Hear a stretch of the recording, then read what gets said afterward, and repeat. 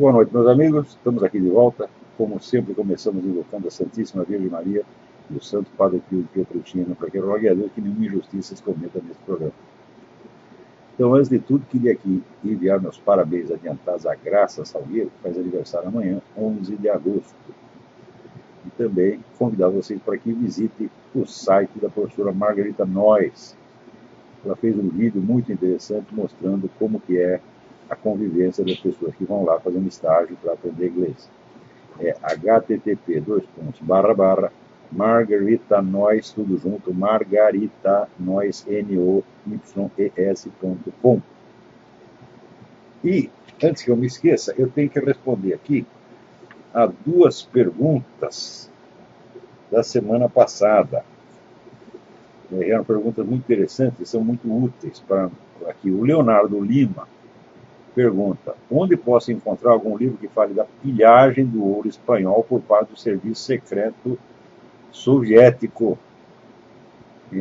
Então, existe um livro recente, baseado em documentos recém-revelados dos arquivos de Moscou. O livro se chama Arms for Spain, Armas para a Espanha, Arms for Spain. E o autor é Gerald Howson, Howson. Eu não lembro a editora. E também aqui, o João Costa pergunta: recentemente, uma discussão sobre ecologia e desenvolvimento sustentável, percebi que as ideias sustentadas por aqueles homens bondosos que queriam salvar o planeta não diferiam muito do discurso revolucionário comunista. Então ele me pergunta se eu tenho algum livro sobre isso, sobre esta afinidade do comunismo e o ecologismo. Existe também um livro recente muito bom chamado Red Hot Lies, Mentiras Vermelhas Quentes, Red Hot Lies. E o autor é Christopher, com Christopher, C. Horner, Horner. Mas também é o seguinte, e aqui você não perguntou, mas complementando a sua pergunta, o negócio, a mentalidade ecologista tem raiz não só no comunismo, mas também no nazismo. Então, esse é um aspecto muito importante. Então, eu recomendo o livro Ecofascism, de Janet Biehl, B-I-E-H-L. Então, fica aí dadas as dicas. Também lembrar a vocês, de novo, o lançamento do livro do nosso querido amigo, o economista Ubiratã Iorio, Ação, Tempo e Conhecimento, a Escola Austríaca de Economia, que será no dia 24 de agosto, às 19 horas, na Livraria da Vila, Alameda Lorena, 1731, Jardim Paulista, São Paulo. Muito bem. E eu aqui estava me preparando para pedir doações para o site do Júlio Severo. Vocês sabem que o Júlio Severo está aí vivendo numa espécie de exílio, trocando mais de país do que troca de cueca, uma mulher e 3 filhos, indo para cima e para baixo, sem dinheiro, 4 filhos, né? Já até perdi a conta. Outro dia os caras me perguntaram quantos netos eu tinha, eu falei que era 7. Eu que era 8 e já tem o 9º aí. Mas não tem nada, não. Uma vez eu fui lá no aniversário da minha então namorada Roxane, e o aniversário era no dia 30. Eu cheguei lá no dia 29, né, e daí dei dei um livro para ela com a data do 31. Não, ao contrário, era 31, eu cheguei no 30 e botei a data no 29. Fiz uma confusão dos diabos. Então vocês me perdoem, a vida é assim. E eu estava me preparando aqui para pedir umas doações de ajuda para o Júlio Severo, quando me chegou aqui uma matéria escrita por um sujeito chamado Tiago Lima Bostas, não, Tiago Lima Barros, Tiago Lima Bostas, num site chamado Geniza, né, que é uma espécie, é o petismo evangélico encarnado, né? E ele escreve aqui: Júlio Severo, um lobo em pele de cordeiro. Então eu, como não vou ficar aí pedindo para vocês ajudarem um cara perigoso como o Júlio Severo, né, eu falei, vou ler essa matéria, porque vai ver que o Júlio Severo é um cara perigoso, mafioso mesmo.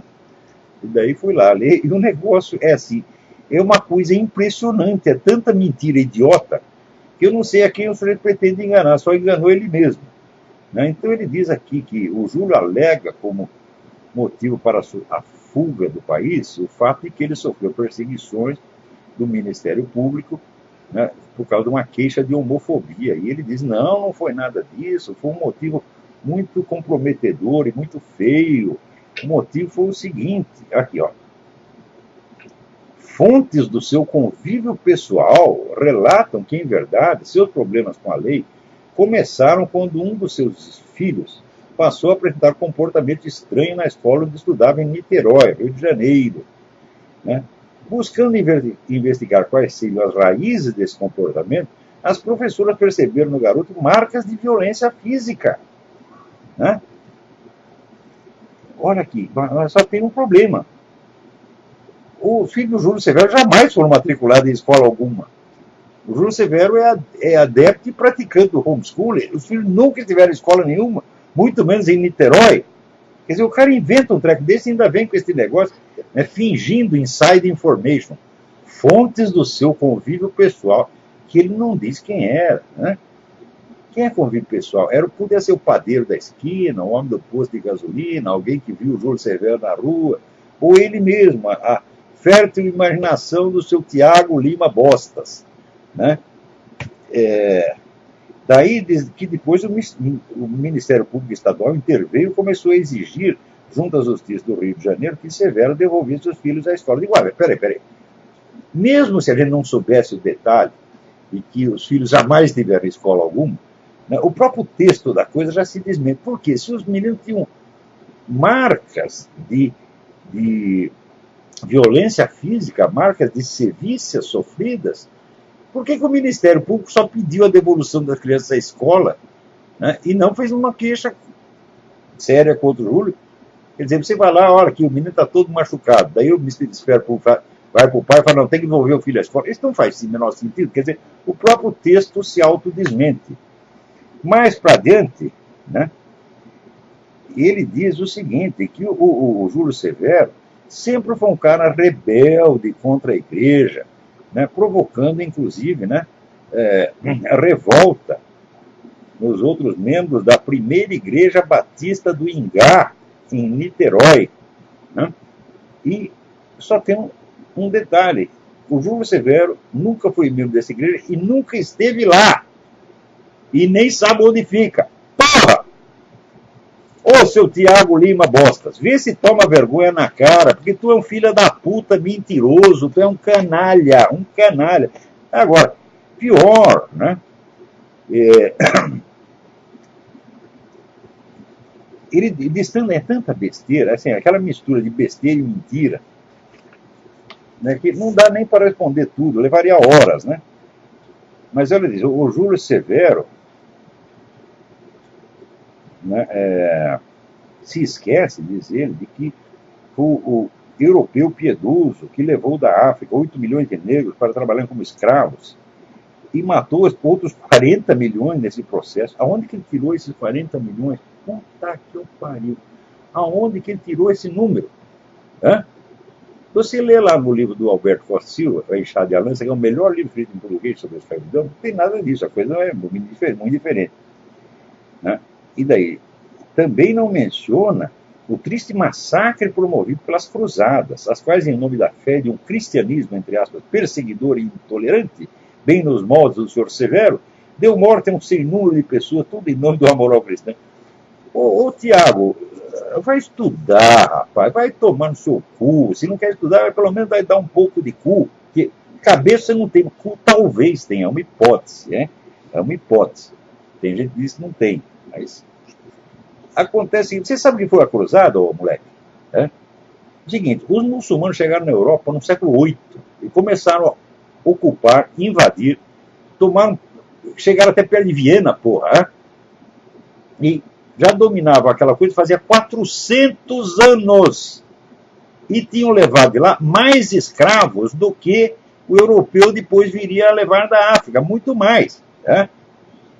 Quer dizer, os muçulmanos também levavam escravos da África, invadiram a África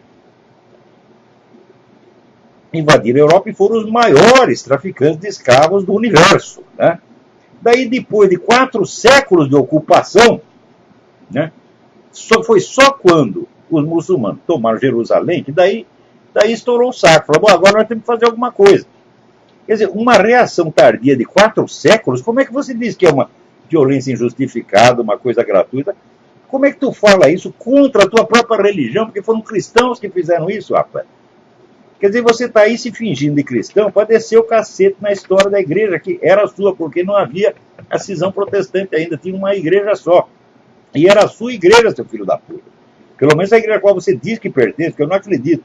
Eu não acredito que tu é cristão de jeito nenhum. Tu é um agente infiltrado, tu está aí para criar confusão e mentira. Olha, Tiago Lima Barros, ou Tiago Lima Bostas. Né? Então tem lá no site do Júlio Severo, já está toda, né, a resposta. E pior que ele diz, nós temos aqui a prova inequívoca do que eu estou dizendo. Sabe o que é a prova inequívoca? É um vídeo gravado pelo Caio Fábio. Vídeo que já foi contestado, já foi derrubado pelo Júlio Severo há muito tempo. Ele diz, o que a palavra de um terceiro pode provar contra o Júlio Severo, meu Deus do céu? Né?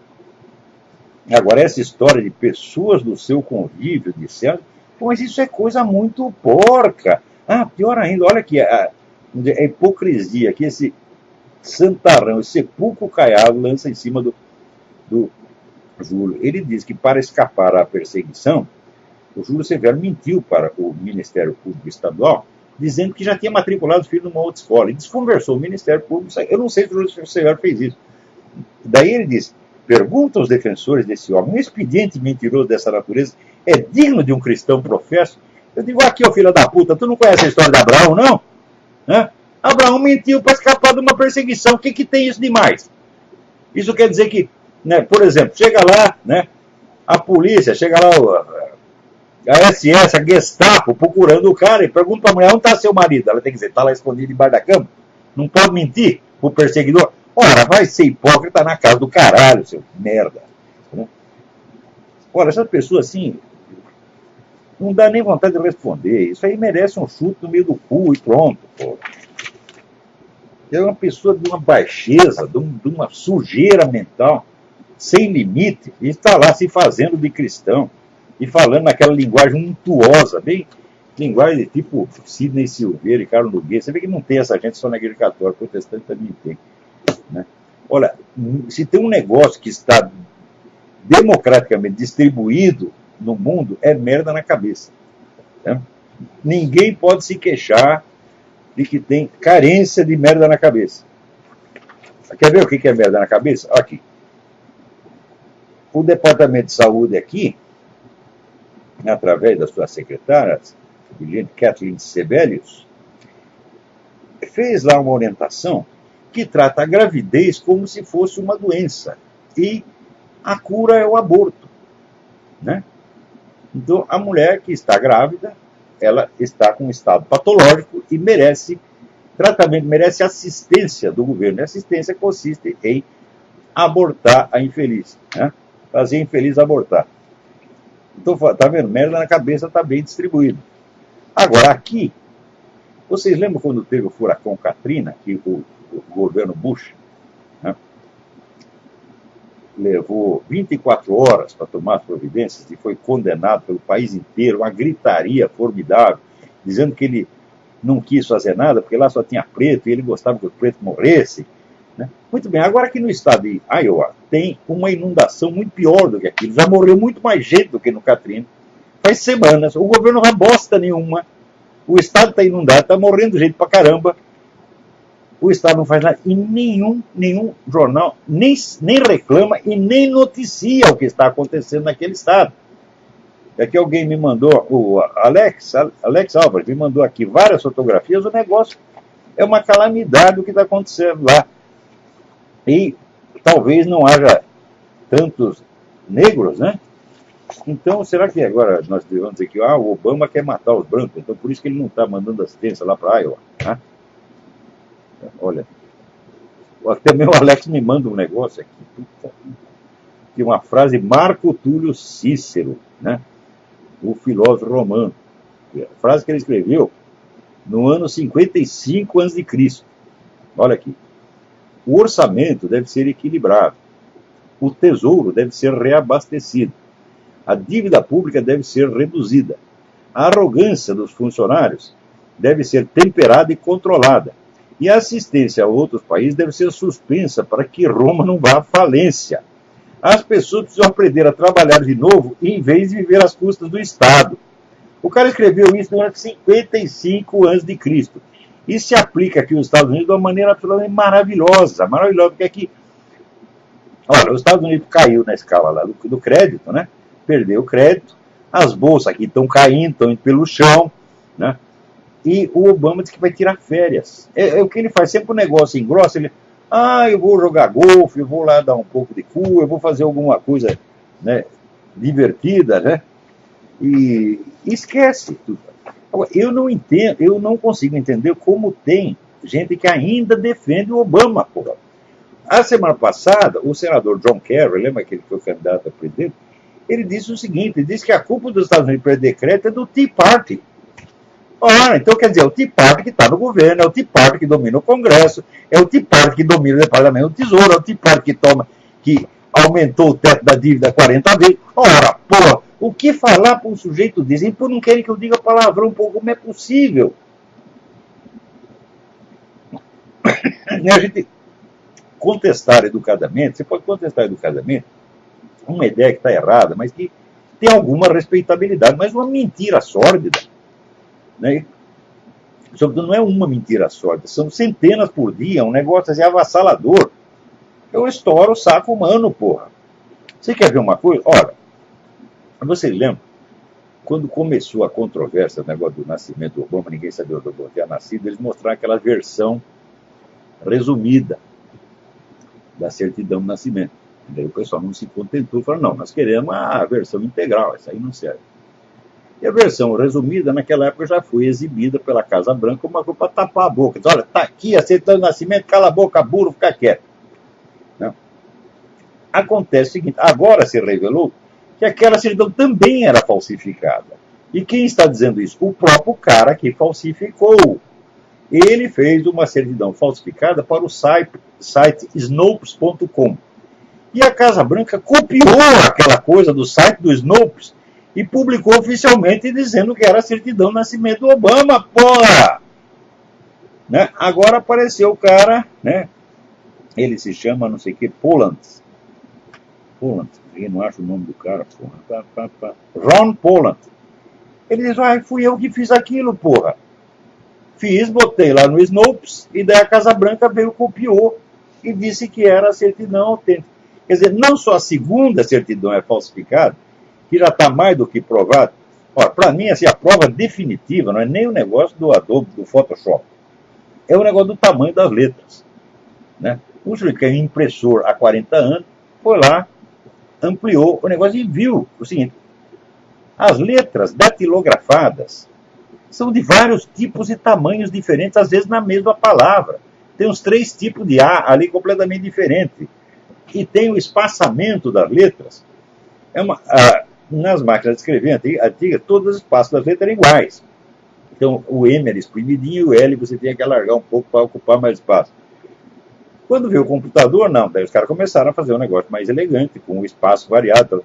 Esse espaço diferenciado já está lá, nas letras datilografadas da certidão do Obama. Você fala, claro que é forjado. Não tem a mais mínima possibilidade daquilo ser autêntico. Né? Então, a segunda é forjada e a primeira também. Quer dizer, é claro que isso é um crime. Né? Então, é claro que o sujeito está lá ocupando a presidência com documento falso, rindo da cara do país inteiro, né? E aproveitando, já que ele está lá mesmo, já para mandar o país por ralo, tá entendendo? Né? Gastando dinheiro a rodo. Diz que as máquinas de imprimir dinheiro agora não param, é 24 horas por dia, né? De maneira que o dólar já vem caindo, vai cair mais essa semana. E daqui a pouco vai ter uma situação de hiperinflação. Ou seja, vai ser uma maravilha, porra. Né?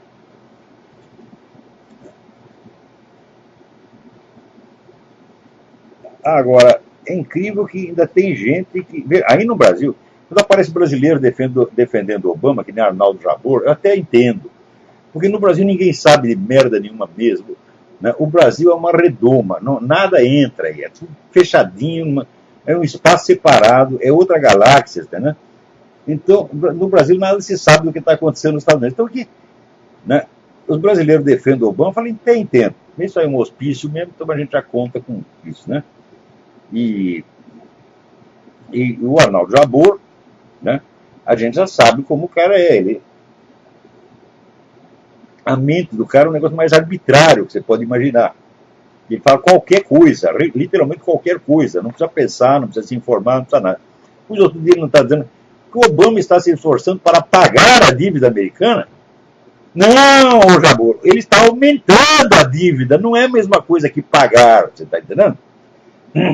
E para que o cara vai aumentar, elevar o teto da dívida?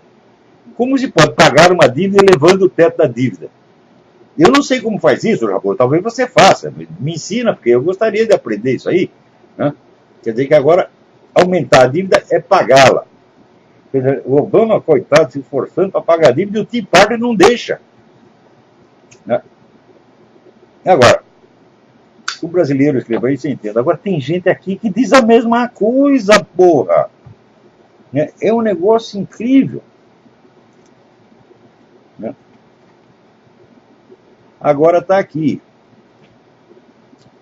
Até saiu no site do Júlio Severo. Essa matéria merece ser lida porque tem muita atenção. Havia aí um projeto de lei para parar com esse negócio de índio poder matar criancinha. Porque diz que faz parte da cultura, né? Então o cara não tem lá o filho, né? E nasceu a criança, ele não quer. Olha para a cara da criança, eu não gostei desse, vou jogar fora. E joga lá para os macacos comer, porra. Né? E daí aparece um monte de antropólogos iluminados, dizendo, não, mas isso faz parte da cultura, nós não podemos intervir. Né? Então, ora, devia ser da cultura da sua mãe, porra. Assim ela jogaria você no pinico, tá entendendo? E você não estaria falando besteira, né? Infelizmente não era da sua cultura naquele tempo, né? Mas, olha, o negócio é o seguinte, ou o índio tem os direitos humanos como todo mundo, ou então ele é uma espécie separada, ele é um tipo de, sei lá, de girafa, de rinoceronte, de macaco, que não pode ser julgado pelos parâmetros humanos. Ou então ele é um anjo do Senhor que escapa e está acima do julgamento humano. Ou está abaixo do julgamento humano, ou está acima. Agora, se ele é um ser humano como nós, então tem que ter os direitos e deveres de ser humano, porra. Claro, resguardar na medida do possível o seu patrimônio cultural, mas peraí, mas não podemos respeitar o patrimônio cultural do cara, né, desrespeitando a vida dele ao mesmo tempo. Quer dizer, se aquela cultura é louca, quer dizer, onde a vida humana não tem valor nenhum, então é o seguinte, nós ficamos num problema sério. Ou nós respeitamos a cultura do índio, ou nós respeitamos a pessoa dele. Quer dizer, por causa da cultura, nós vamos jogar o cara no lixo? É? Então, ó, seu índio, me desculpa, sua cultura vai tomar no cu, enfia a cultura no cu, tá certo? Mas você não vai matar as criancinhas, quer saber? É? Ah, mas você vai destruir a nossa cultura. Foda-se a sua cultura, meu filho!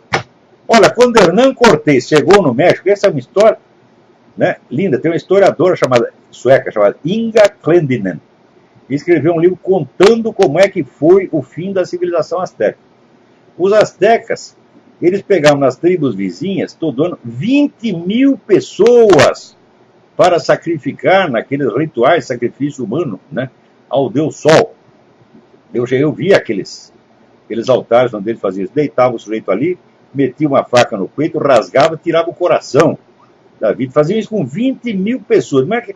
E eles eram a tribo maior, mais poderosa, e as tribos em volta viviam com o cu na mão, né? Porque todo mundo chegava na época dos festivais, aí lá vem os astecas, para catava, né? Um monte de gente levava lá para matar. Os espanhóis chegaram lá e disseram, quer saber, vamos acabar com esta merda, né? E eles fizeram aliança com as outras tribos de índios para atacar os astecas. E atacaram e venceram. E quando os astecas se renderam, o Hernán Cortés falou, bom, acabou a guerra. Sabe os outros índios que falam, acabou o caralho, meu filho, nós temos que matar todos, senão depois eles vão crescer, as crianças vão crescer, fazer a mesma coisa de novo, eles vão nos matar de novo. E daí pegaram e mataram todos os astecas. E quer saber, olha, será que nós teríamos que respeitar a cultura nazista? Né? Nós chegamos lá, tá os caras, tudo, os judeus morrendo de fome, pesando 23 quilos no campo de concentração, dizendo, não podemos tocar nisso, porque é a cultura germânica, nós temos que respeitar. Nós temos que respeitar agora a cultura do Gulag. A cultura do Gulag, na verdade, tem sido respeitada. Né? Ninguém jamais foi punido pelos crimes da União Soviética, que são muito maiores que os crimes do Hitler, maiores e anteriores. Né? Todo o modelo da repressão estatal cruel que foi adotado na Alemanha nazista foi tudo copiado da União Soviética.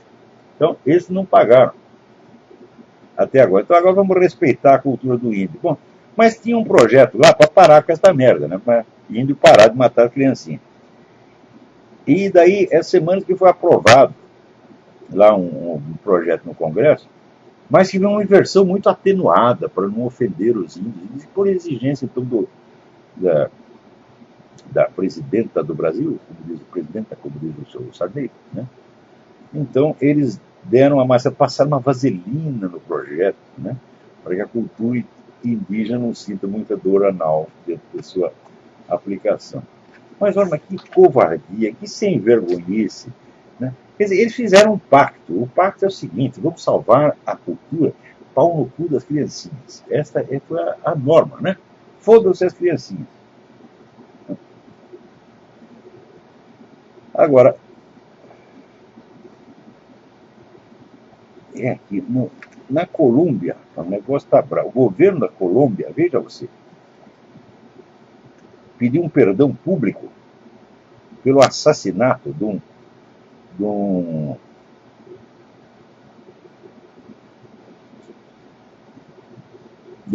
senador esquerdista. O cara faz tempo que o cara morreu.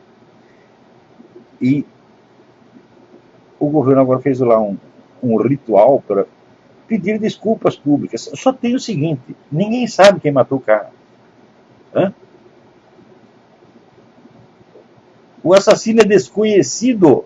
Então, como é que o governo vai pedir desculpas por um crime que ele mesmo não cometeu e que ele não sabe quem cometeu?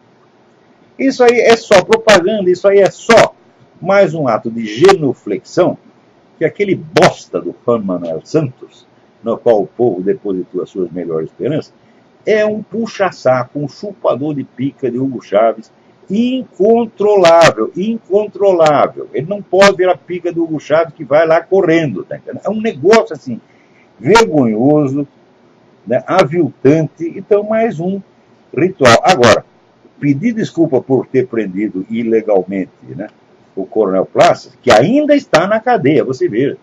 Todas as pretensas provas que havia com ele já foram derrubadas completamente, desmoralizadas até o fim.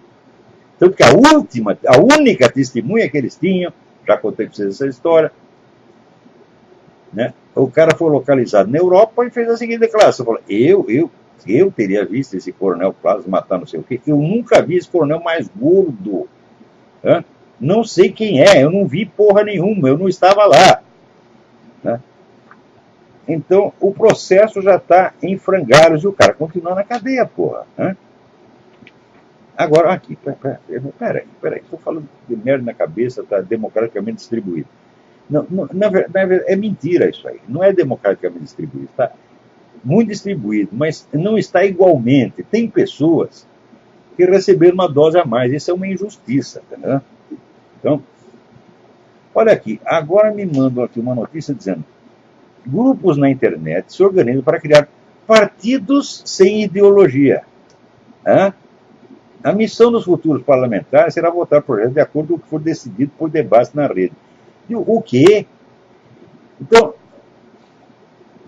o partido sem ideologia é uma camisinha sem peru. Vocês não entenderam ainda? Hã? Não tem nada lá dentro, nada. É só uma casca, porra. Agora, partido sem ideologia... Pô, que partido no Brasil tem ideologia, porra? É tudo vazio. Né? Então, a ideologia dos caras é assim, é roubar, encher o cu de dinheiro público, é isso que estão fazendo. Né?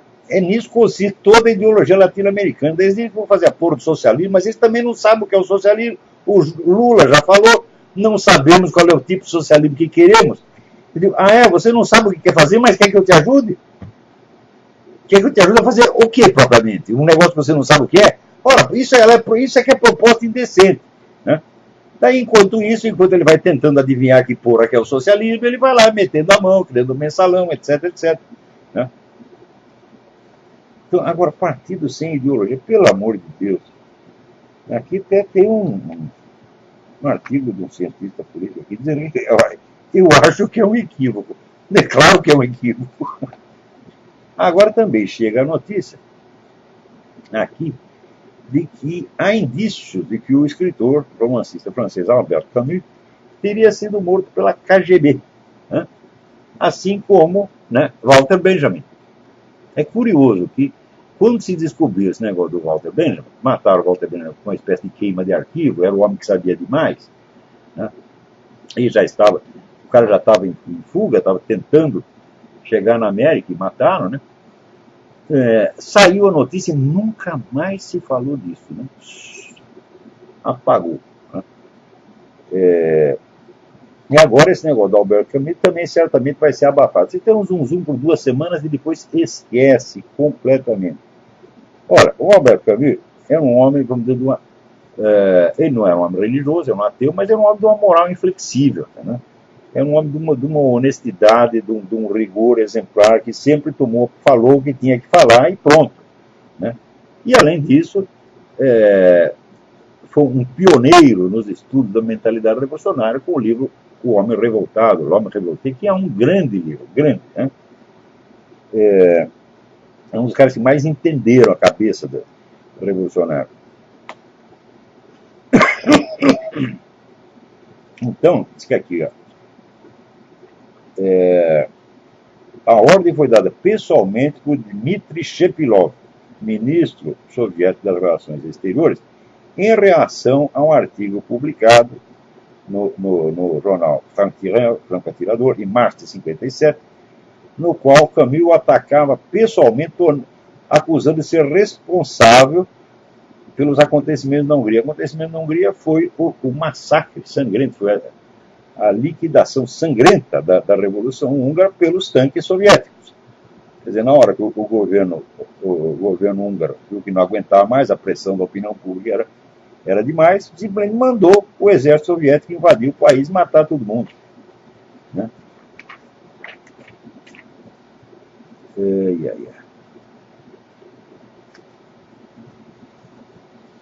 Então, olha, aqui eu li um artigo muito interessante de um tal de Wesley Pruden, que eu não sei quem é. Né? Publicou aqui no site dele, prudenpolitics.com. Né? O artigo chama The Terror of Penitent Prayer, terror da peste penitente. Né? Onde ele mostra o seguinte, que esse pessoal ateísta militante, né, que está ficando eles têm cada vez entusiasmo na sua fé. Né? O zelo, né, eles dizem, os ateístas estão tentando espalhar as suas crenças com o zelo que Billy Graham teria invejado. Mas olha, isso é verdade, essa coisa é crescente. As pessoas acham que o dever delas é acabar com a religião no mundo. Né? E não se tem exemplo na história do que seria uma sociedade, uma civilização sem religião, civilização ateísta. Isso nunca existiu e nunca vai existir. De maneira que quando esses camaradas estão demolindo aqui o cristianismo, só o que eles estão fazendo é aplanando o caminho para o Islã. Só que eles não sabem, eles não são capazes de juntar, né, pé com bola. Né? O Gilberto Amado já escrevia, cada vez que ele viu um brasileiro capaz de juntar causa e efeito, ele tinha um orgasmo. Tá certo? Não precisa dizer que ele viveu num estado de privação sexual miserável a sua vida inteira, né? Porque até hoje eu estou procurando um brasileiro que junte causa e consequências, não consegue, né? Vai explicar isso com o Rodrigo Constantino. Rodrigo Constantino.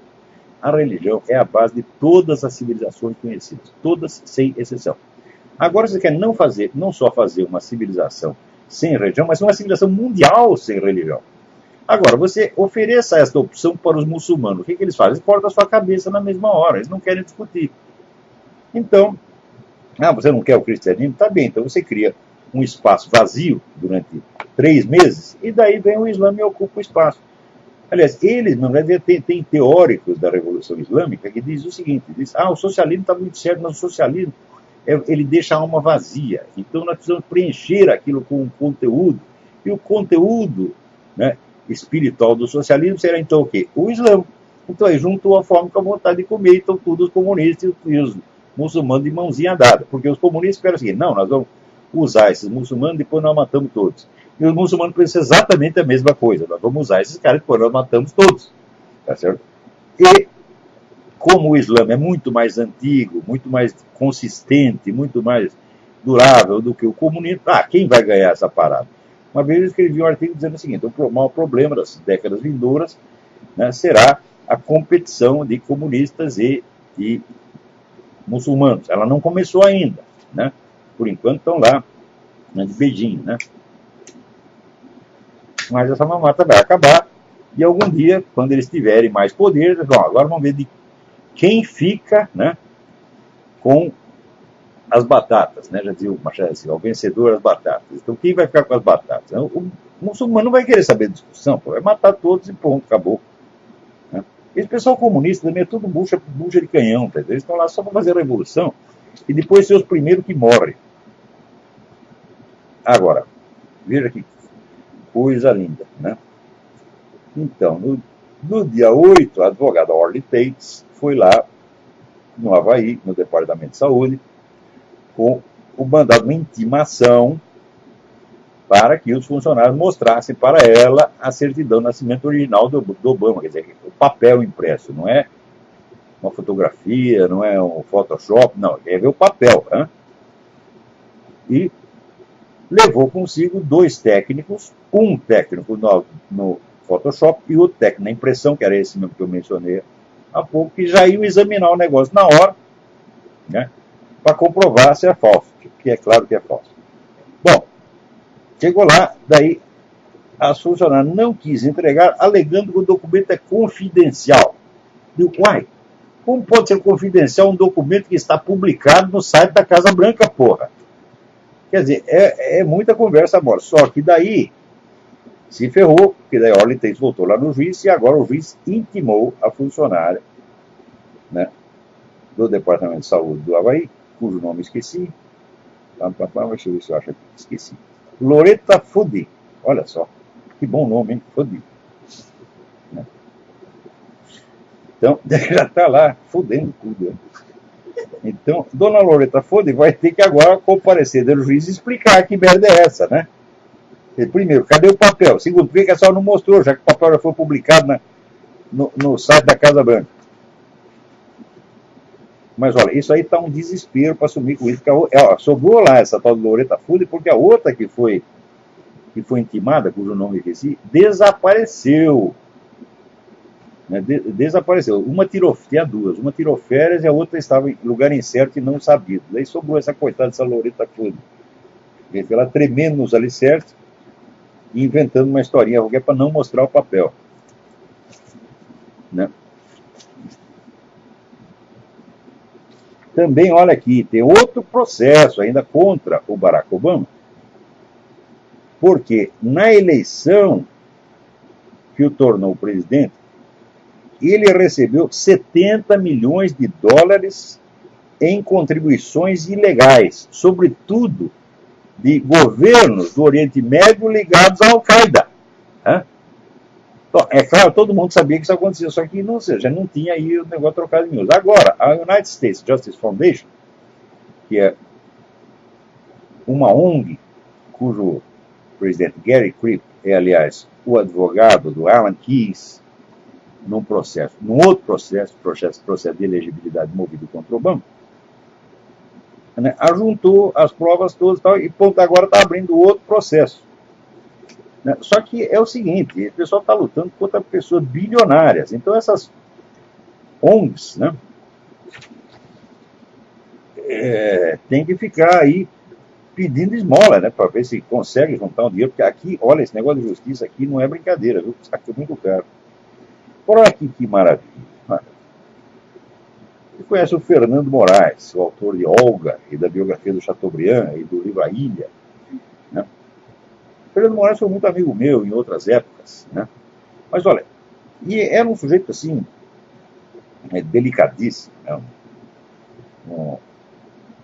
Uma pessoa realmente muito, muito agradável, muito simpática. Né? Mas eu só era amigo dele porque eu não tinha lido os livros dele, porra. Hã? Eu só fui ler aquilo anos mais tarde. E daí fiquei horrorizado. Porque tem um livro Olga, onde ele idealiza lá a Olga Prestes, Olga Benário Prestes, né? Que mais tarde se comprovou que não era uma militante, era um agente do Serviço Secreto Militar Soviético, porra! Hã? E pensa que o Fernando Moraes retificou o livro por causa disso? Nada, deixa assim como está.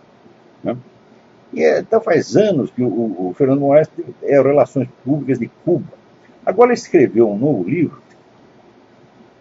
que chama... Como é que é o título? Eu não li o livro ainda, mas eu preciso ler. Os Últimos Soldados da Guerra Fria. Está aqui.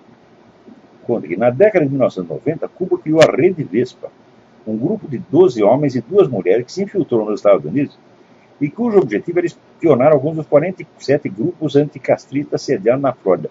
Presta atenção. A simples formulação da coisa já é de uma imoralidade gritante que ele não percebe. Ou seja, Cuba manda espiões aqui para os Estados Unidos para espionar o quê? A atividade do governo? Não, a atividade de cidadãos exilados. Então, esse negócio de monitorar exilados e tentar atraí-los de volta para matá-los, isso é uma tradição no movimento comunista. Então, esses caras aqui desse grupo Rede Vespa vieram aqui colher informações com o intuito de evitar ataques terroristas ao território cubano. De fato, né, algumas dessas organizações ditas humanitárias se dedicavam a atividades como jogar pragas nas lavouras cubanas, interferir nas transmissões de torre de controle e, quando Cuba se voltou para o turismo, sequestrar aviões que transportavam turistas. Né? Executar atentados a bomba em seus melhores hotéis até disparar rajadas de metralhador quando navios... Um momento. Né? Quer dizer, em 5 anos foram 127 ataques terroristas. Cadê as vítimas, o Fernando Moraes? Né? Que eu saiba, né, se localizou um sujeito, até esqueci o nome, um sujeito que o Fidel Castro explora esse sujeito até, espreme até as últimas gotas do limão, porque foi o único terrorista que foi realmente localizado, que sequestrou um avião. Né? Agora, tudo isso foi de 1990 para dentro. Nesse ínterim, quantas pessoas o governo cubano matou? Hã? Quer dizer, ele disse, os caras eram tão... Esses terroristas, veja até o que eles faziam. Eles, terroristas anticastristas, né, invadiam o espaço aéreo cubano para lançar panfletos. Olha aqui, isso aqui é atividade terrorista, hein? Quer dizer, olha, uma das ocupações principais desse pessoal da esquerda nos últimos anos tem sido modificar substantivamente o sentido da palavra terrorista. Antigamente, essa palavra era reservada a quem praticava atentados violentos. Agora não. A grande mídia aqui já decidiu que é feio chamar de terrorista o pessoal da Al-Qaeda, o pessoal das Farc, né? Tem que chamar de combatentes por alguma coisa, não pode usar a palavra terrorista. A palavra terrorista agora é usada, por exemplo, para o Tea Party, para o Alejandro P.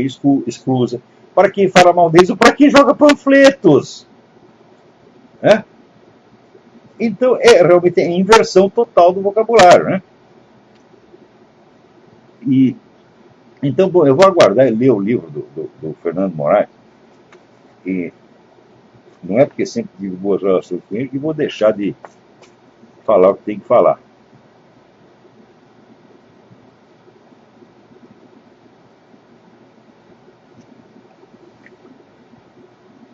Então, evidentemente, ele chama toda a pessoa de extrema-direita. A expressão extrema-direita é um negócio incrível, porque me mostra uma direita que não seja extrema. Todo mundo que está à direita, digamos, do PSDB, ou à direita do Partido Democrático Americano, é extrema-direita. Né? Agora, nós, conservadores, liberais, então nós usamos a palavra extrema-esquerda para designar apenas terroristas, entidades que praticam atividades violentas na defesa das suas ideias, das suas propostas. Né? Mas eles chamam de extremista, de extrema-direita, qualquer um que seja contra eles. Então, evidentemente, é uma rotulação muito porca, muito mal intencionada, muito filha da puta. Então, onde quer que vocês leiam a expressão extrema-direita, em 99% dos casos vem da boca do filho da puta. Agora, olha aqui. Um relatório do Departamento de Rendas Internas, segundo leio, né, no site do meu amigo Donald Hank, ele reproduz lá uma matéria do Daily Mail, jornal inglês, ele diz o seguinte, que se você pegar aqui as 8.274 maiores bilionários, mega bilionários que tem nos Estados Unidos, né, e confiscar todo o dinheiro deles, não dá para pagar a dívida que o governo americano faz em 24 dias. Você pega tudo que os maiores bilionários ganham num ano, não dá para pagar a dívida de 24 dias. Hein? Olha só, hein? Agora, se você pegar, também tem uma outra conta. Né? Se você pegar não os mega bilionários, mas assim, apenas milionários, né? Pessoas que ganharam mais de 1 milhão por ano. Né? Ganharam até 1 milhão por ano em 2009. Né? E soma todos eles, né? Não dá para pagar o que gastou em 18 dias. Então, era aquela esqueci o nome do autor, tem um humorista americano muito engraçado, eu esqueci o nome do cara, escreveu um livro, Eat the Rich, Como os Ricos. É a solução dele para o problema alimentar no mundo. Comer os ricos. Agora, aqui, essa semana saiu aquela carta do presidente Uribe chamando o Lula das coisas mais óbvias, que é hipócrita e covarde. Mas quem é que não sabe que o Lula é hipócrita e covarde? Ele próprio sabe e ele se orgulha disso, porque isso para ele é esperteza. Né? O Lula sempre foi um cagão, todo mundo sabe, né? Não é um ambivalente de jeito nenhum. Né? E daí diz que o Lula, né, pelas costas, falava mal do Hugo Chávez, falava horrores do Hugo Chávez. Daí chegava o Hugo Chávez, ele imediatamente, né, se debulhava ali em rapapés e carinhos para o Hugo Chávez. Né?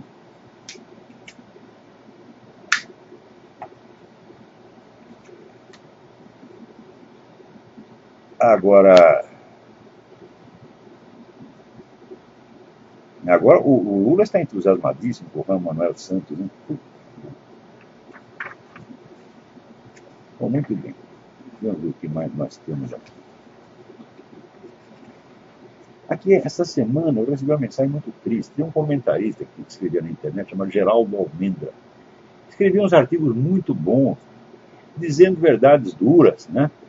Mas que precisavam ser ditas. Eu não sei se o Geraldo Almendra é militar, de onde ele veio, não tenho a menor ideia de quem seja Geraldo Almendra.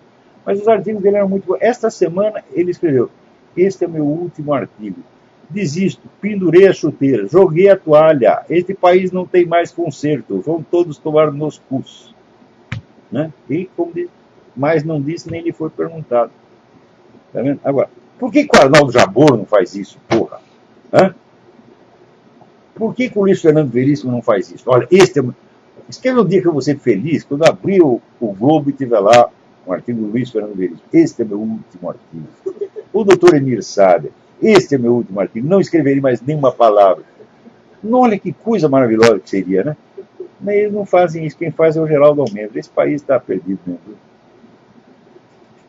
E, então, enquanto isso, vem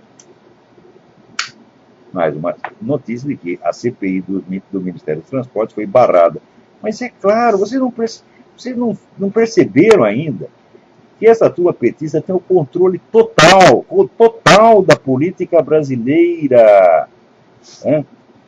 Nada se faz sem autorização dele. Olha, vocês todos que votaram no Lula, tá certo?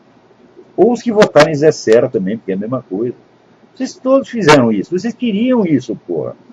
Né? Nos anos 70 estava todo mundo louco para ter um operário na presidência. Os caras diziam, um operário. Ah! Eles tinham orgasmo, eles babavam, as mulheres ficavam de calcinha molhada, a palavra, não precisava nem aparecer, o Lula falava a palavra, operário. Ah! Era assim, então precisava ter um operário na presidência. Porra, botaram o filho da puta lá, você viu o que deu. Né? Aí, são 50 mil brasileiros assassinados por ano, ou a dívida de 1 trilhão e não sei quanto. Né?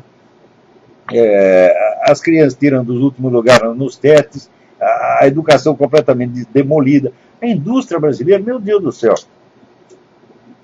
Me diga o seguinte, durante todos esses anos, que grande obra pública? Me mostra um porto, um aeroporto, uma grande estrada, alguma coisa que eles tenham feito. Piciroca, gente, piciroca. Sabe o que é piciroca? Você não sabe, procura no dicionário. Né?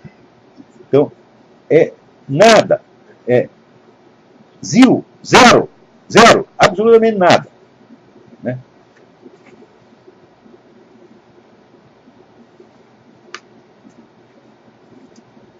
Então, olha aqui, também aqui aconteceu um outro negócio.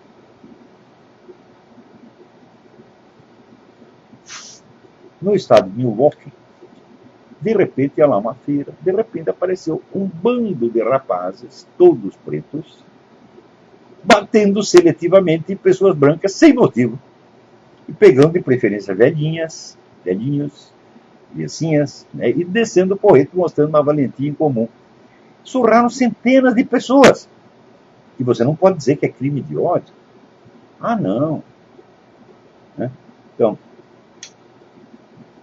se entra um assaltante preto na sua casa e você dá um tiro no filho da puta, é crime de ódio. Agora, se o sujeito preto reúne uma turma para bater nas pessoas, ah, não é crime de ódio.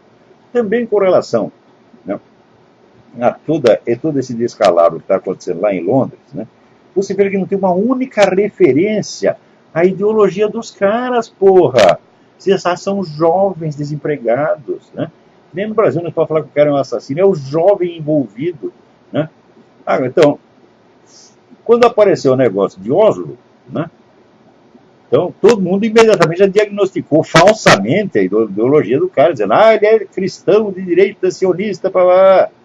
Agora, aqui, o negócio está óbvio que vem de comunista e muçulmano, mas não pode falar. Não pode falar, tem que ficar quietinho, né? E nesse caso aqui do Milwaukee também, não pode ver que tem uma motivação racista, ideológica, nada, é proibido.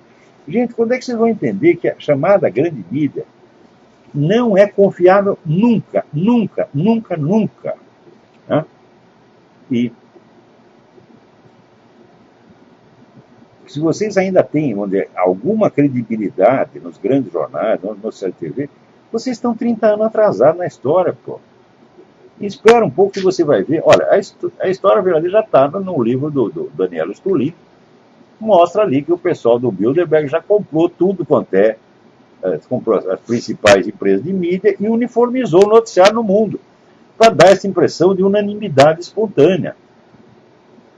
Então, quem não sabe disso aí, olha, esse jornal diz uma coisa, aquele diz a mesma coisa, outro diz a mesma coisa, deve ser verdade. Né? Quando justamente a uniformidade já é a prova de que é mentira, de que é uma obra de engenharia social e não jornalismo. Né? Agora aqui também, essa semana é uma coisa muito interessante, do Aaron Klein. Aaron Klein, que era correspondente não sei se ele é ainda correspondente na TV em Israel, ele sempre descobre umas coisas interessantes. Né? Ele descobriu uns documentos, uns discursos de capelães militares muçulmanos, dizendo o seguinte, isso, nós não precisamos combater as Forças Armadas americanas, nós podemos apenas infiltrar, e de lá de dentro nós estragamos tudo. Esse sujeito confessa que vai fazer isso. Né? Agora, esses camaradas que fazem isso são bem tratados pelo governo. Né? Olha aqui, este sujeito que falou isso, ele foi conselheiro do presidente Bill Clinton. Estava lá no governo. E, ao mesmo tempo, ensinando os muçulmanos. Nós temos que nos infiltrar nas Forças Armadas americanas.